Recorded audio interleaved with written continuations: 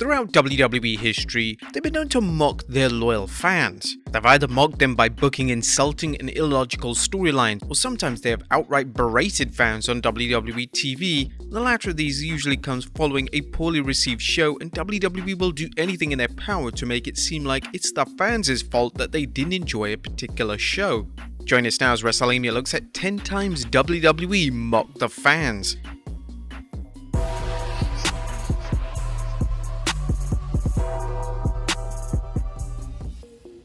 Be sure to subscribe and hit that notification bell for daily wrestling videos, and follow us on Facebook for exclusive lists. Also check out our new channel, Wrestlelamia Shorts. Number 10. Triple H mocks fantasy bookers on Raw 2004. At WWE's inaugural Taboo Tuesday pay-per-view in 2004 was a big deal. They allowed fans to vote on match stipulations and even which wrestlers would receive title shots. To promote the pay-per-view, the then world champion Triple H cut a promo on the October 4th, 2004 edition of Raw, and during this, the game took several digs at the fans, particularly those who enjoy fantasy booking. Triple H stated that WWE shouldn't be relying on fans booking the pay-per-view, as they can't be trusted to make competent and sensible decisions. The game would even point to specific fans in the crowd and ask why on earth WWE were giving fans any booking power at all. Whilst the promo did its job in terms of promoting the pay-per-view event, it's clear that the WWE were directly mocking the fans with the words of the game. Number 9. The Big Show adopts Daniel Bryan's gimmick. When Daniel Bryan's popularity skyrocketed in late 2013, WWE had no plans to make Bryan the number one guy in the company. Bryan wasn't exactly what the WWE were looking for in their top star, so they had an idea that would transfer Bryan's immensely popularity to, well, the Big Show. In one of the most backwards moves possible, WWE decided to have the Big Show do the yes chant. They clearly believed that it was Bryan's yes chant that was over rather than Bryan himself, and it was insulting that they believed that the fans were this dumb.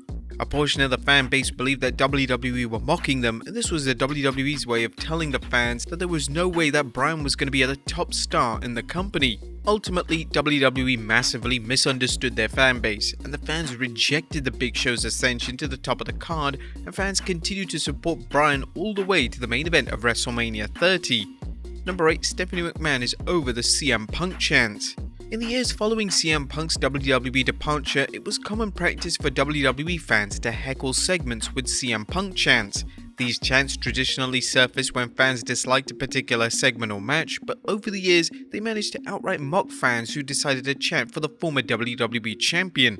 One of the most infamous times they did this was in 2016, when Stephanie McMahon was cutting a promo on Raw. She was naturally heckled by CM Punk chants. McMahon would then respond to the chants by saying, "So if you guys could keep that up for about 2 minutes and 15 seconds, you'd last 1 second longer than Punk did." This was a reference to Punk's UFC debut where he lost in 2 minutes. Whilst McMahon was outright mocking the fans and Punk with her comments, it did surprisingly get the crowd to stop chanting for Punk. Number 7. Stephanie McMahon calls the fans losers. Speaking of Stephanie McMahon mocking the fans, the 2016 incident wouldn't be the only time in which McMahon owned the fans.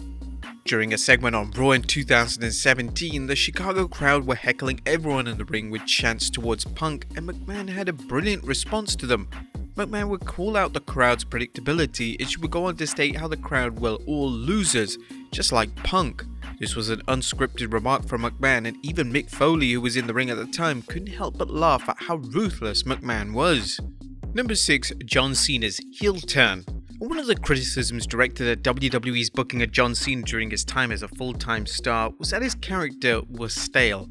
This led to a strong portion of the WWE fanbase trying to convince WWE to turn Cena heel, but sadly this never materialized. Nevertheless, on Raw after WrestleMania 29, Cena hilariously decided to mock the fans who wanted to see him turn heel. Cena was booed throughout his promo, but when Cena said, "How about a heel turn?" and literally turned the heel on his foot, the crowd erupted. This was the WWE's way of directly mocking the fans for wishing Cena to turn to the dark side, and it was one of the main talking points following the newsworthy show. Number 5. The literal push of Zack Ryder. Thanks to his acclaimed YouTube show, Zack Ryder had managed to build up an organic connection with the audience. Ryder was incredibly charismatic, and before WWE knew it, fans began to chant for Ryder during the main event matches, and there was a strong desire to see Ryder pushed up the card. WWE would indeed push Ryder, but it wasn't exactly what fans had in mind. Ryder would be a key figure in the bizarre feud between Kane and John Cena, and by the time the feud was over, Ryder had lost his credibility and even lost his girlfriend Eve Therese. Ryder was made out to be an incompetent individual who couldn't handle himself, and they knew exactly what they were doing by this dire presentation of the former tag champion. They would even air a segment which saw Kane push a wheelchair-bound Ryder off the stage, and this was the point in which fans had had enough and realized that WWE had no intention of pushing Ryder in a serious manner. It was like Vince McMahon was laughing at the fans, and he and the company were doing everything in their power to show fans why Ryder wasn't a guy that they should care about. Number 4, Roman Reigns is number 30. The 2017 Royal Rumble match had a ton of star power. The match featured the likes of The Undertaker, Goldberg, Randy Orton and Brock Lesnar, and fans expected someone huge for the number 30 spot. However, when the number 30 entrant eventually surfaced, it turned out to be Roman Reigns. There were a number of issues with Reigns entering the match at this prestigious spot.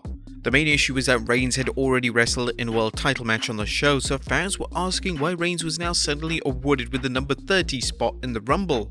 The second issue was that it was evident that WWE were trolling and mocking the fans with this booking decision. They knew that fans would loathe Reigns being in the number 30 spot, but they just didn't care. They seemingly wanted a cheap laugh at the expense of the fan base. Number 3, the Higher Power. One of the most well-known storylines of the Attitude Era was the Higher Power storyline arc. This story focused on The Undertaker taking orders from a sinister and mysterious individual, and this would later turn out to be Vince McMahon. This made no sense, as The Undertaker was previously making McMahon's life a living hell, so it was a clear example of incompetent and lazy writing. This revelation mocked the fans, as it directly punished those who were invested in the storyline for months on end, and it was an insult to those who had decided to firmly side with WWE in the ongoing Monday Night Wars. Number 2, My Friend Mark. A Battleground in 2014 was a relatively lackluster show, and following the pay-per-view, fans took to social media to express their disappointment. This fan backlash didn't sit well with WWE, as Triple H cut a promo on the next night of Raw that completely berated the fan base. Triple H would pretend to be a disgruntled fan by stating that he's very mad and he's gonna tweet his displeasure. The game then stated that if he doesn't get what he wants, he and his friend Mark are gonna stop watching wrestling. This promo received a ton of criticism online, as it showed a lack of accountability. Instead of putting on a tremendous edition of Raw, WWE just responded to the criticism by laughing and insulting the paying audience. It wasn't a good look in the slightest. At number 1, Paul Heyman comes out to CM Punk's music. CM Punk's WWE walkout was the main talking point in 2014, but in early March of that year, it did seem like there was hope that WWE and Punk would make amends. There were internet rumors that Punk was going to return on the 3rd March 2014 edition of Raw, which just so happened to be emanating from Chicago. The show, to the joy of thousands of fans, opened up with Cult of Personality playing, and for a brief moment everyone believed that Punk was actually back. However, when Paul Heyman walked out, fans quickly realized that Heyman and WWE had completely trolled everyone. Punk wasn't returning, and WWE had used the Punk rumors to further a brand new storyline between Brock Lesnar and The Undertaker.